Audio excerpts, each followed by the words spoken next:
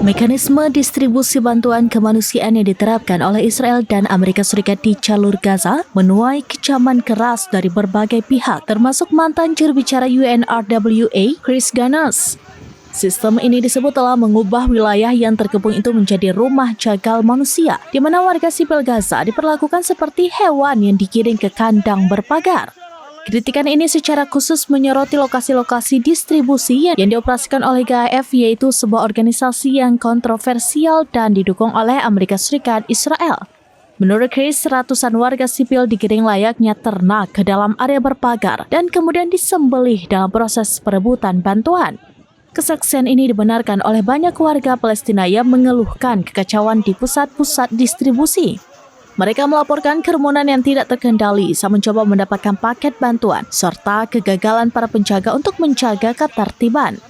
Instruksi yang diberikan kepada warga Palestina pun seringkali membingungkan dan saling bertentangan, menambah keputusasaan di tengah situasi yang sudah sangat sulit.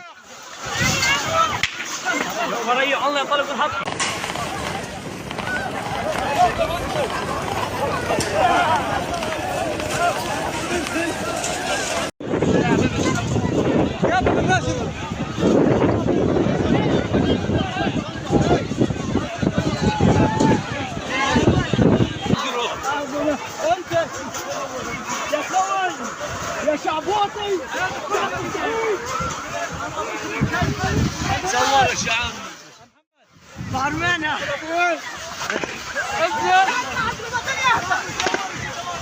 صورش يا خال الله يسهطك الله ياخذ وريح الله يطلب الحق انسحب انسحب انسحب انسحب انسحب انسحب انسحب انسحب تعال تعال تعال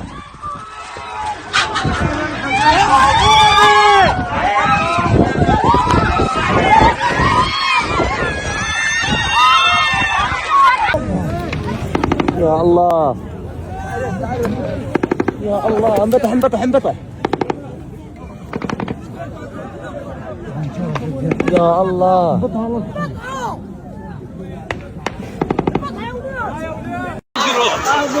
انت يا خوي يا شعبوطي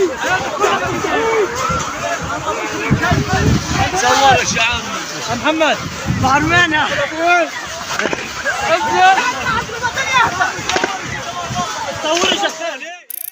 Download Tribun X sekarang, menghadirkan lokal menjadi Indonesia.